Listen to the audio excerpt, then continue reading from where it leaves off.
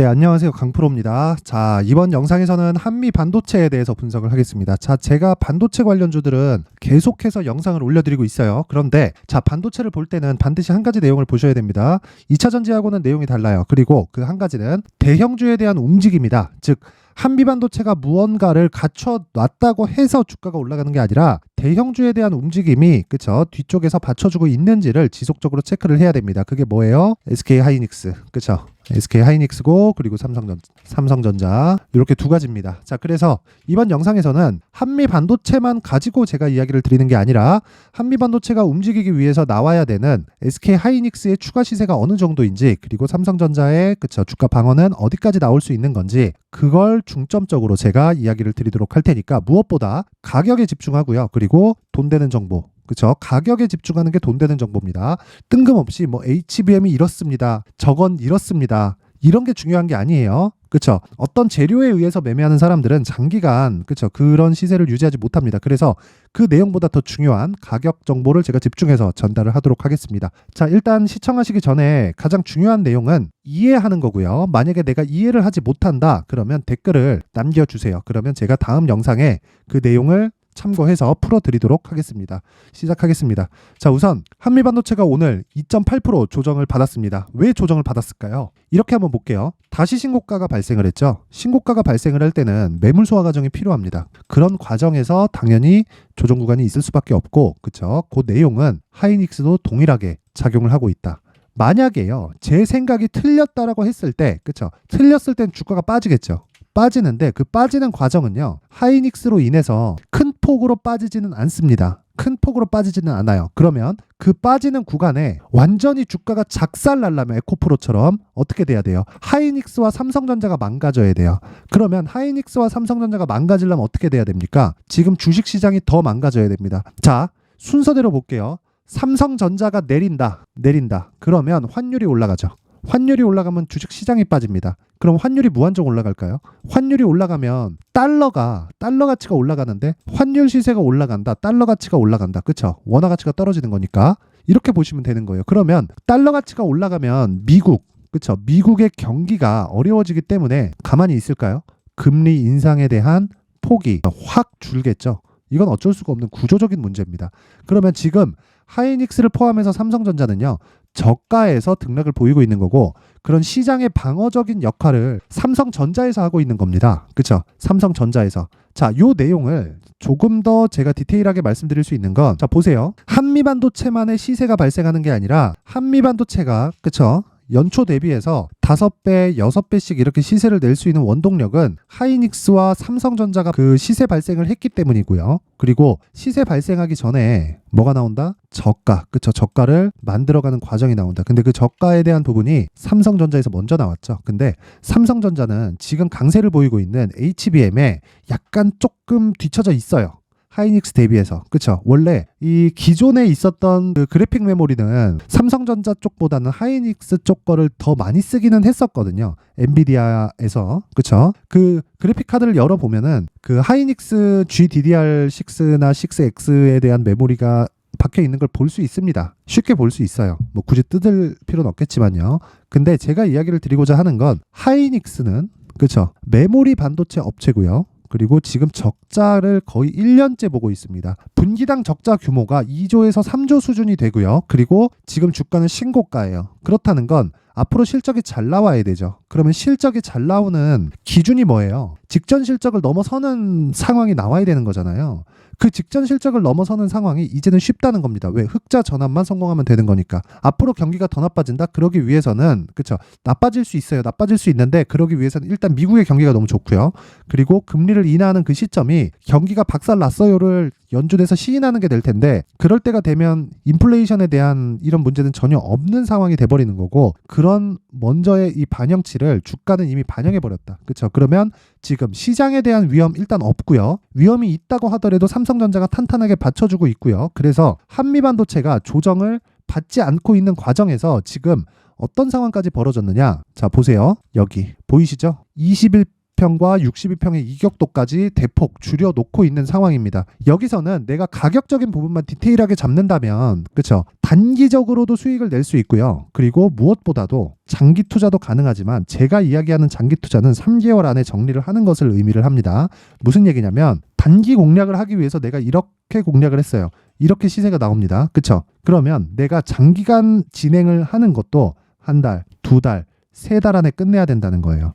에코프로 기준에서 이야기 드릴게요. 에코프로 기준에서도 올해 초에 2월 달입니다. 시세가 발생했을 때 보세요. 한 달, 두 달, 세 달 안에 시세가 끝나죠. 큰 시세든 작은 시세든 50% 이상 가는 모든 시세는 3개월 안에 모든 것이 다 끝납니다. 이 내용 절대 잊지 마시고요. 그래서 지금 중요한 건 한미 반도체의 가격을 체크해서 진행을 하는 게 무조건적으로 중요하고요. 그 내용을 먼저 내가 알고 있기 위해서 그쵸? 대형주의 움직임을 체크하는 게 가장 필수적으로 필요합니다. 그러면 시간이 조금 걸린다는 겁니다. 왜? 단기라기보다는 이 연초부터 상승한 폭이 조금 더 크고 그리고 하이닉스도 지금 고가 구간에서 등락 구간을 조금 더 보여야 되고 그쵸? 이런 구간이 있기 때문인데 가장 중요한 건 지금 우리가 2주 안에 매도를 하고 나올 수 있는 가격대를 체크하는 게 가장 중요합니다. 그리고 한 가지만 이야기를 더 드릴게요. 모멘텀적인 부분인데 HBM 때문이잖아요. 지금 한미반도체가 강한 이유가. 근데 HBM에 대한 수요가 끝나죠. 그러면 그 다음 나오는 건 기존의 수요가 돌아옵니다. 그러면 HBM은 그래픽카드에 들어가는 거고 기존의 수요는 일반 PC 보통 3년 주기로 교체기를 맞아요. 그리고 그 다음은 뭐가 됩니까? 뭐가 돼요? 생각해 보세요. 서버, 클라우드 이건 교체 안 하나요? 교체 안 하면 뒤처지겠죠. 이런 부분이 돌아왔을 때 경기는 계속 순환할 수밖에 없고 거기에 핵심은 반도체입니다. 그리고 무엇보다도 메모리 반도체는 뒤처져 있다고 생각하지 마시고요. 사이클이 도는 만큼 충분히 우상향 기조를 계속해서 이어갈 수 있고요. 무엇보다 중요한 내용은요. 요 내용입니다. 그렇죠. 이격을 확실하게 줄여가고 있다. 그래서 그 이격을 줄이는 과정에서 필요한 건 가격 전략이고 단기 보유 전략이고요. 이 단기 보유 전략은 2주 안에 내가 매도해서 나올 수 있는 것을 의미를 합니다. 어렵게 보지 마세요. 대형주 먼저 체크한다. 그리고 그 대형주를 토대로 나는 변동성이 큰 한미반도체, 하나마이크론, ISC 같은 종목을 체크를 하고요. 그리고 무엇보다 한미반도체를 토대로 가격 전략, 단기 보유 전략을 만들어야 되지만 기준이 되는 건 대형주에 대한 움직임, 삼성전자와 하이닉스.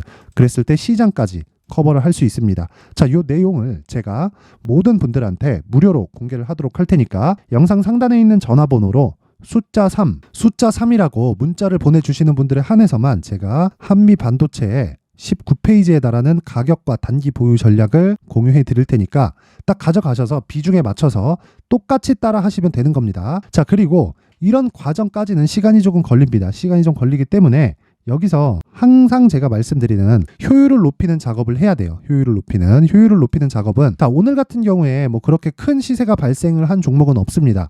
매일매일 단타를 진행하고 있거든요. 근데 그렇게 큰 시세를 발생시킨 그런 종목은 없어요. 그런데 제가 이야기를 드리는 건 항상 신고가 종목만을 매매하고 있다. 그리고 신고가 종목은 VT 그쵸? 이렇게 오늘 보합권에서 마감이 됐는데 시초가 대비해서 약간 좀 하락했습니다.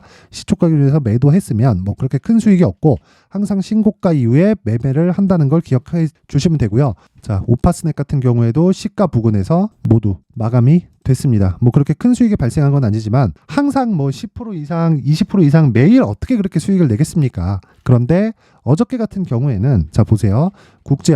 국제약품 어저께 20%대 수익 구간까지 도달을 했고요. 그리고 잉글 우드랩 자 오늘 같은 경우에 추가적으로 상승세가 나왔지만 이쪽은 화장품이고 모기업이 코스메카 코리아예요. 그리고 저는 화장품 쪽을 굉장히 좋게 보기 때문에 무엇보다도 여기 반도체와 함께 제약 그리고 화장품까지 앞으로 차기 주도주가 될 수 있는 가능성을 모두 다 가지고 있는 그런 종목들입니다. 자, 주식 투자를 하면서 내가 멘탈이 안 잡힌다 하시는 분들은 강프로의 무료 소통방으로 들어오시면 되고요. 심심찮게 상한가가 발생을 하고요. 뭐 최근에 뭐 이런 식으로 CCS 같은 경우에는 그쵸?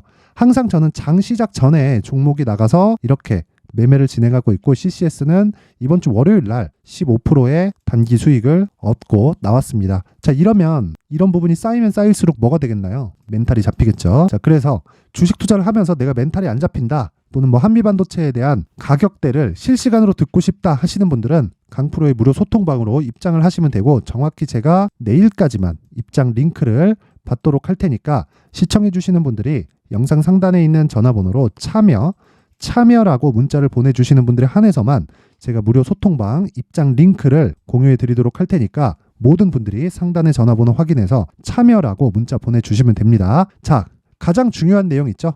한미 반도체는 아직 끝이 아니고요. SK 하이닉스도 신고가에 들어갔습니다. 대형주가 밀면 주가는 더 간다. 자, 오늘 영상은 여기까지 하겠고요. 모든 분들이 성공 투자하셨으면 좋겠습니다. 자, 이제 23년도 다 끝나가지만 매매를 하시면서 스트레스를 받으시는 분들이 있을 수 있습니다. 시장이 항상 그렇긴 하지만 그래도 제 구독자분들과 시청해주시는 분들을 위해서 앞으로 차기 주도주가 될 수 있는 대시세 종목을 준비를 해왔습니다. 단타나 짧은 수익만을 쫓다 보면요, 잦은 손절로 계좌가 망가지는 건 순식간이고요. 그만큼 수익하고는 거리가 멀어지겠죠. 장기간 유지하기가 어렵기 때문입니다. 결과적으로 주식시장에서 돈을 벌기 위해서는요, 어떤 계기를 만들어야 되는데 그 계기는 한 종목에 비중을 실어서요, 수익을 보는 것 말고는 없습니다. 쓸데없이 잦은 매매를 하지 말라는 이야기고요. 그리고 한 종목에 비중을 실을 수 있어야 된다는 겁니다. 그런데 이 비중을 실는 과정에서 성장 산업군에 대한 이해가 필요하다는 겁니다. 이 부분을 반드시 기억을 하셔야 돼요. 자, 이런 성장 산업에 대한 구조와 제가 앞서 말씀드렸던 신고가 그리고 선반영 구조에 대해서 이해를 했을 때 이런 매매를 할 수 있게 됩니다. 2월 7일 강프로의 대시세 종목으로 에코프로 매수가는 17만원 이에서 진행이 됐고요. 그리고 목표가는 50만원부터 자율 매도 구간으로 잡았죠. 예상 수익 범위가 200% 이상으로 되어 있는데 신고가 이후에 선반영 평균치가 200% 이상이기 때문에 그렇습니다. 자, 그런데 에코프로가 2차전지 양극재 기업이죠. 2차전지 양극재는 친환경이라는 범주 안에 속해 있다고 보시면 됩니다. 근데 제가 항상 이야기를 드리죠. 시세는 항상 연결된다고요. 앞으로 나올 대시세 종목도 이런 친환경이라는 성장 산업군에 포함되어 있어야 됩니다. 자, 이런 성장 산업군에 포함되어 있는 걸 확인한다면 이 내용처럼 세 가지의 공통점을 가지고 있습니다. 1년에 많은 종목이 발생하지 않고요. 그리고 세력들의 장기간 매집 구간이 확인돼야 되고, 그리고 상승하기 시작하면 평균적으로 3개월 정도의 상승 구간을 보이기는 하지만 제가 2개월이라고 작성을 해온 건 한 가지 내용 때문입니다. 한 달은 확인하는 과정이 필요하기 때문입니다. 이게 무슨 얘기냐면 성장 산업에 대한 부분, 그리고 이런 공통점, 여기다가 기술적인 내용을 다 포함을 시키더라도 절대적으로 가격이 우선적으로 반영이 되는 것이기 때문입니다. 에코프로도 마찬가지예요. 장기간 하락하면서 최악의 국면을 거쳐왔고요. 이 구간에서 먼저 하락을 했다는 건 앞서 말씀드렸던 내용처럼 고가에 대한 부분이 아니라 저가, 즉 나쁜 부분을 반영한 이후에 신고가를 발생을 시켰다는 건 앞으로 좋을 부분을 반영이 되고 있다는 거죠. 그런데 본격적인 시세는 신고가 이후라고 말씀을 드렸고 지금은 매물 소화 과정을 보내고 있습니다. 앞서 말씀드린 대로 가격 먼저 분석을 끝냈죠. 그리고 나서는 정부 정책의 방향과 맞는지를 체크를 해야 되는 겁니다. 2023년 대시세 종목인 에코프로도요, 정부 정책의 방향에 맞는 종목이라고 볼 수 있겠죠. 물론 이런 종목들도요, 신고가 이후에 시세를 낸다는 건 반드시 기억하고 있어야 됩니다. 자, 이런 내용을 토대로 23년 상반기 에코프로와 같은 대시세 종목을 준비를 해왔습니다. 자, 하반기 대시세 종목은 영상 상단의 전화번호로 대시세라고 문자를 보내주시는 분들에 한해서만 공유해드리도록 할 테니까 영상 상단의 전화번호 확인해서 하반기 대시세 종목으로 큰 수익 내셨으면 좋겠습니다.